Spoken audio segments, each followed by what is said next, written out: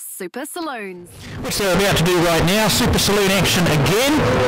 Richie Taylor off the front and the 891 of Josh Bolton. You hear that motor screaming as they came down the front straight there, and he manages to get his nose in front and round to the lead with Fluffy Grocott there in the 73 car making a fantastic run round the outside through turns 1 and 2 to take up third place. They're all safely round through the first lap by the look of it, they are, and it's Josh Bolton who's got the setup for this rather dusty slip track. He's pulling out a lead of a couple of car lengths over Richie Taylor. He always tends to set up for the end of a race, so watch Richie come right later on. Mark Grocott doing well there in third place, but he's under a bit of pressure from Willie Woodhouse in the 71 car. He loves these slip tracks as well.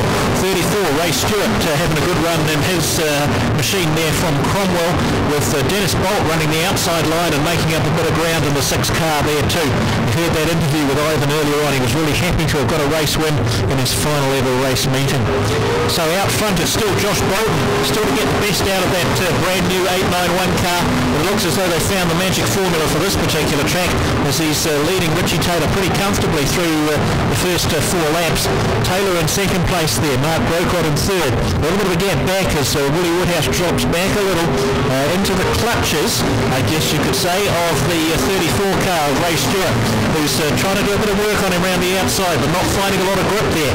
Dennis Bolt's cut back down more to a middle line on the track, and he's getting a bit more racy as well. Behind him the 27 of Elliott, who's looking close to Dennis there. And in fact, we've got Roger Nees in the 811 car and Craig Cardwell racing side by side there just behind them. Craig Cardwell making a pretty good fist of things on a difficult track in a car that he's never driven before. Gavin Hill struggling a little at the back there, trying to make some passes happen but not getting very far.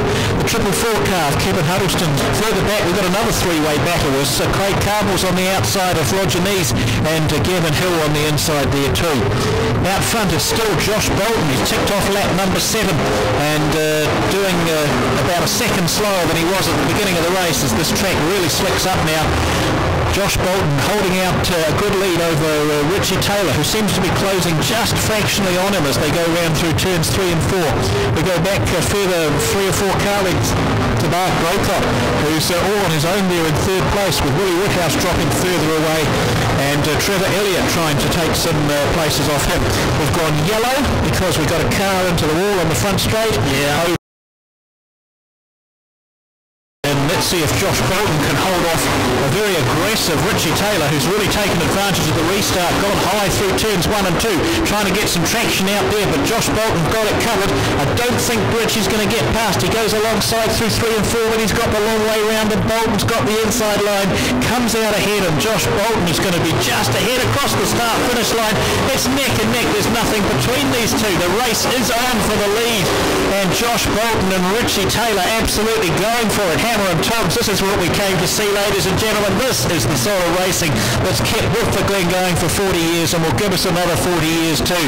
Here's Josh Bolton on the inside, fractionally ahead as they cross the start-finish line. Just 1/100th of a second in it on that time round. Way back there, we've got a long way back. We've got Mark Grocott and Trevor Elliott battling out for third place, with Elliott just getting his nose in front.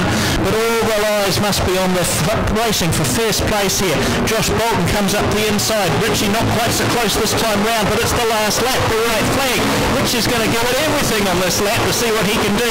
He's trailing, but he's got the high line. Josh Bolton gets better traction on the inside, opens up a few laps, a few car lengths down the big straight, but as they come through 3 and 4, Richie can't quite hold on to him. Josh Bolton's going to do it. He will be so excited and so pumped after that.